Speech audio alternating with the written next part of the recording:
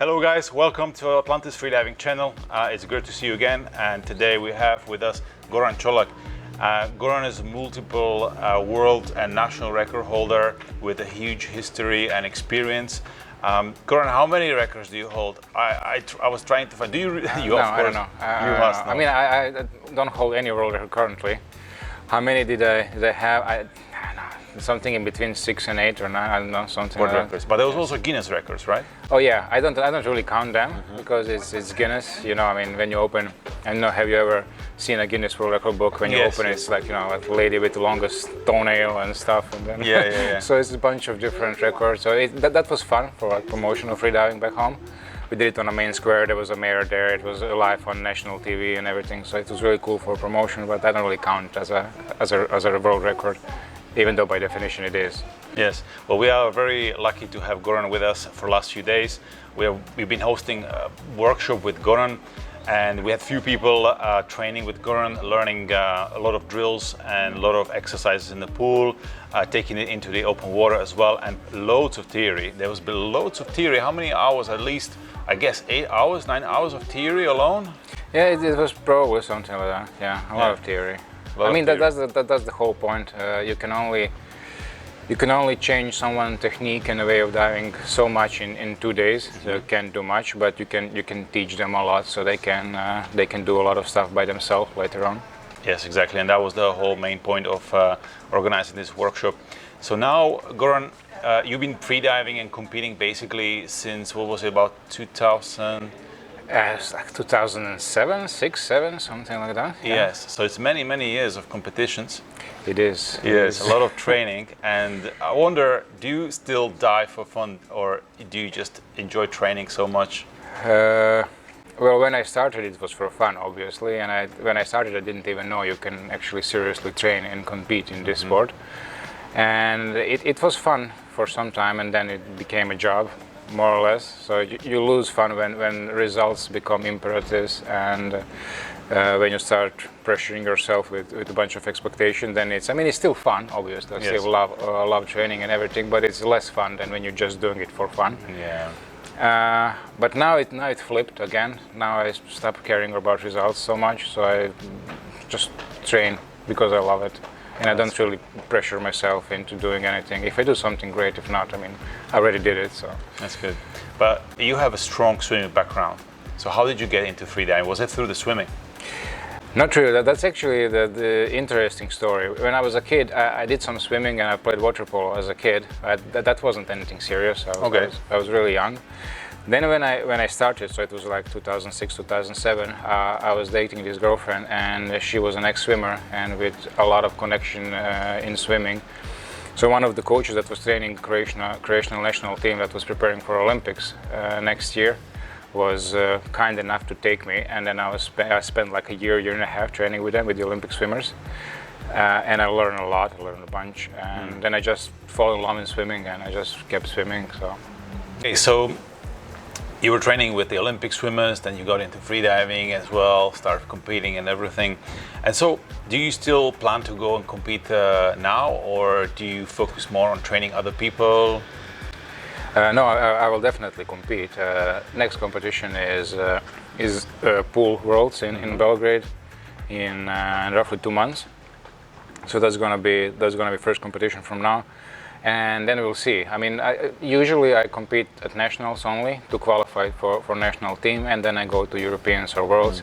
I don't really do smaller competitions anymore for quite some time. So basically, when I say compete, that means either trying to qualify for the team or to go to World European Championships. Yeah. I see that you do a lot of pool competitions with dynamics, statics, and so on. Do you also do depth diving, compete in depth? Yeah, I do. I've been competing in depth forever, but more seriously in the last, let's say, 6 or 7 years. Yeah. I was hoping it's going to go better than it's going. I mean, it's still going well. I still need to figure out my equalization issues, which happen around 115. So both free immersion and mono is kind of easy up to those depths, but I just cannot equalize deeper. For biplane and no fins is still deep enough. But I just need to find time and dedicate a couple of months of serious depth training. My season is always broken into sections. Like before, when I was still competing in Dubai, you had Dubai, which is pure static. So you need to lose a lot of weight and you're doing static only, which is totally counterproductive for any other discipline. And then 2 months after that, you have pool worlds, which you need to change your whole training program. And then 3 months after that, you have depth, which is again something completely different. So I never really dedicated like a nice chunk of time to properly prepare myself, well, honestly, for any of those things, because you just don't have time in a year. But I was always doing pool stuff, so that came easier. For depth, I think I need to dedicate maybe even a full year of training. Yeah, I mean now the depths are so incredible. The guys are diving at a world level. Do you think that there's going to be more and more depth coming soon, or? You mean deeper dives? Yeah. Well, I don't know. I think, honestly, I think no fin is going to stay there for a while. That's going to stay there. And still nobody is really challenging Alexei in constant weight.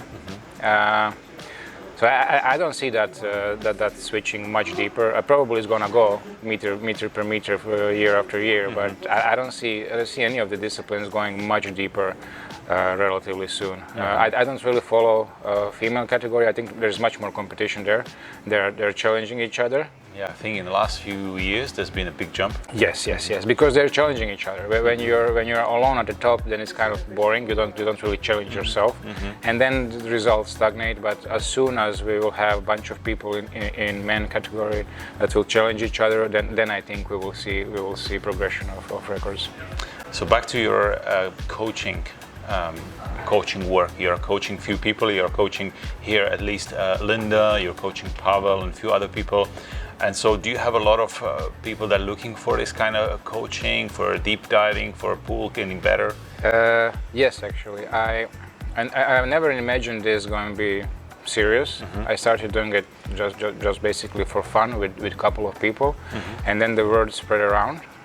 Even though I never advertised anything, and I still don't do it. It's just like word of mouth, and between people, I guess they're happy. So a lot of people approach me, but I try not to commercialize this, and I really like to work with people in terms that I talk with them every day. So when you have more than like 6 or 7 people, you can't really talk with everyone every day, and you just end up being lost in everything you cannot follow. Yeah. So I try to keep the group small, so I can really approach them properly and give them word for their money. So the group is always small. Yeah. That's great. So it's a kind of prestige access to Goran. I don't know. Is it prestige? Usually, if somebody contacts me, if I have a slot available, and that someone is at least somehow serious about freediving, then I'll coach him. I don't really work with people that are not serious. Yeah, for sure. Yeah, so if you're maybe at the very basic level, then maybe you'll be looking to yes, I mean in general, for people that are really basic, that are just starting, they're better off with an instructor of some sort that will go with them, show them stuff, teach them basics. Water time. And I'm not really that good in teaching basics. Like somebody asked me how to properly equalize. I don't know really how to pinch your nose and blow. I mean I'm not really good at explaining basics. I enjoy in teaching and explaining advanced things like theory of training and that kind of stuff. That's great. Cool. And so you told me today that you had a bit of a flashback being here in Tavaiva some years back. Oh yes. I didn't notice that. I didn't realize that we were going to be here.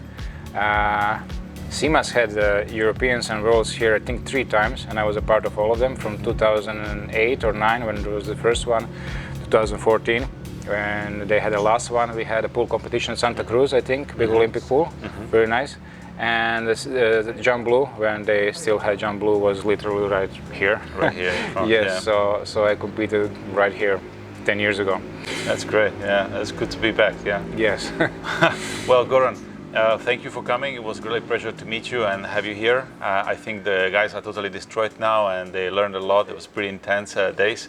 And we made a short video, guys, about the last few days with Goran, and we'll welcome you to watch it and have a look at how he was, and maybe hopefully we'll see each other again, hopefully next year or whenever you have a chance or when you are not busy. Well, of course, hopefully, yes, and thank you for having me. Perfect, thank you.